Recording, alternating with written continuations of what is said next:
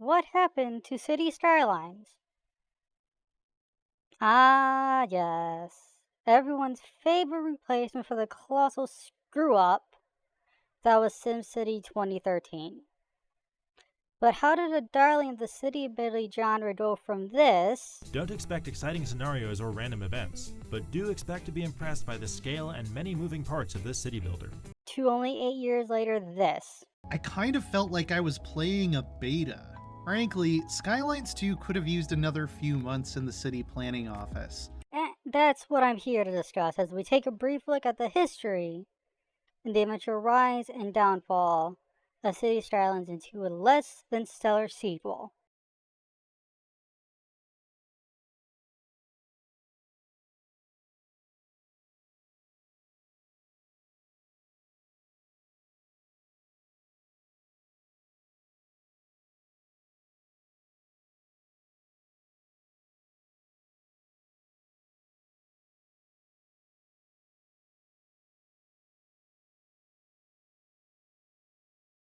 But do expect to be impressed by the scale and many moving parts of this city builder. What the actual is going on here?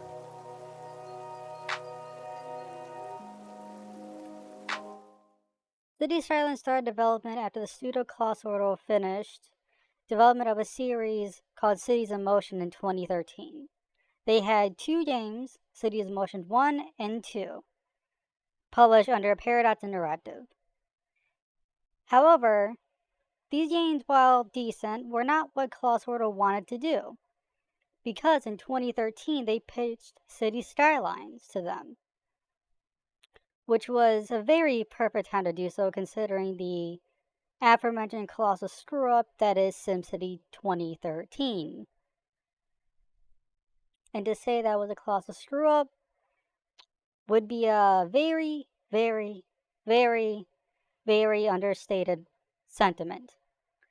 It bombed critically, commercially, and just mentally for everyone who ever played it because the game sucked so much that the servers didn't even work on the first day and no one could play it because it was online only.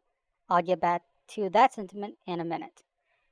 Fast forward a little bit to, well, August 2014, to be exact, August 14th, they, in between the pitching and 2014 of August, when the game was announced, they tested some very advanced AI and traffic systems. And it was announced at Gamescom on that day of August 14, 2014, and it released 7 months later, roughly, on March 10, 2015, for PC, Linux, and Mac OS.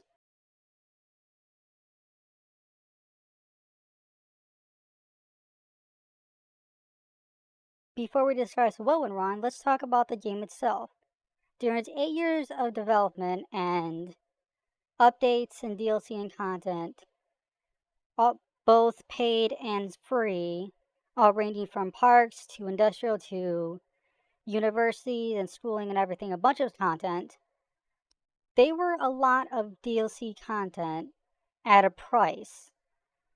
Now, some of the most expensive ones were around 15, some of them were cheaper, but a large amount of money was put into the DLC.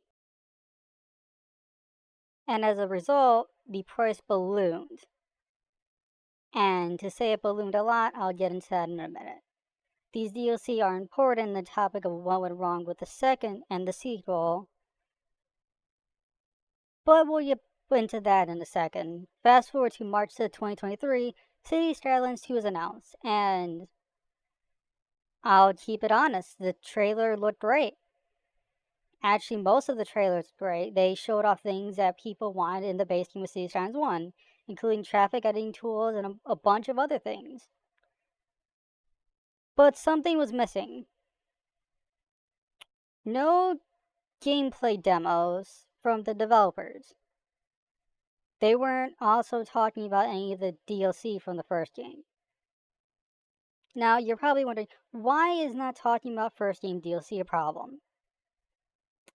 Well, I'll put it simply, 61 DLCs. You heard that right, 61 DLCs. In the first game alone. Now, yes, some of them are radio stations, but a lot of them added content. Now, as of recording this video, the game isn't on sale, so everything is its base price. To get all of the DLCs, not including the game, is $400 US. Now, if you were to quantify that to something, that would be like buying a digital PS5 or getting a Series S and games and Game Pass Ultimate for 3 months, or even a secondhand PlayStation 5 or Series X, or if you're a thrifty shopper, a decent budget PC, not including the fact that the game itself was $30. So if you were to do the math, it's almost $430 to buy the game and off its DLC. And most of those DLCs were not even talked about or shown in the second game. So we fast forward a little bit to some gameplay demos from content creators. But something was weird. They were all on very specific builds of the game, which is normal, yes. But none of them were near finished builds. And, well, here's where the cracks start to fall. Fast forward to 2 days after its release, and we get a video from Linus Tech Tips. Now, if anyone who knows who he is and his channel and his empire, you'll know that he often is very critical of things. And that shows with the fact that the clip I'm about to show you shows just how badly they botched this game. What the actual is going on here? While this video came out 2 days after release, it truly showed the optimization issue. On a top-of-the-line 13900K and 4090 system, on bleeding-edge cooling, the game often sat at 20 to 40 frames a second. On a computer that could buy a car or multiple months' rent. And to make matters worse, we are now mid-2024 in April. And the game is still bad, and there's no console port in sight, with just a vague 2024 Q2 release date. Honestly, I think they should just can the console version because I doubt it will run well, unless they severely gimp it or cut out features. Alright, so, about the first game's DLCs, there was 61 of them, and we got content from 3, 4 of them. We got some industry stuff, we got school, some park, and yeah, that's about it, just a $50 sequel to a game that you released 61 DLCs for that costs $400 to get the DLC. You only put about, I'd say about 5% or maybe 10% of the content into, your DLCs from the first game, and it's, just casual, normal things that developers do. But here's where some of the problems kick in. The review side. Currently, as things stand, the Steam reviews have mostly negative for the overall and mixed on recent. And on the left side of me, you'll see the first game scores as it stands, and the second game scores on the right side as it stands. These are reviewer scores. These are the people who review for a living. So what happened? Greed. Greed happened. As the game was originally supposed to come out in 2022, but was delayed for 2022 reasons. My best guess is that Paradox Interactive, the publishers of City Skylines 1 and 2, kept wanting more and more content to be added to the game. Even though the game didn't have much content on release to begin with, that most likely is why the game is such a bloated and unoptimized mess that literally brings top-end computers to their knees, as we are over 6 months after release and the game is still less than stellar optimization-wise, and the fact that we now have a DLC for a game that is not optimized for beaches that came out about 4 weeks ago. Actually, 3 weeks ago. Oh yeah, here's the kicker of it all. The first game came out pretty bad optimization-wise, right? No. In fact, if you're run on low-end hardware at the time, decently.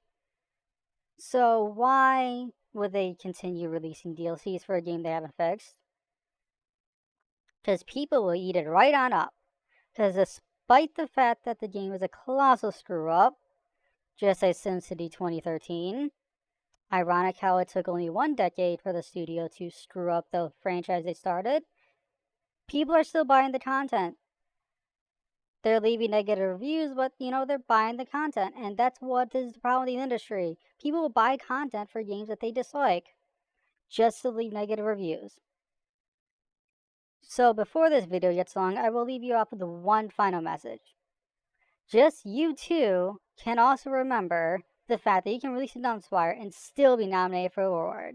And with that, thank you for watching. Keep yourself happy. Goodbye and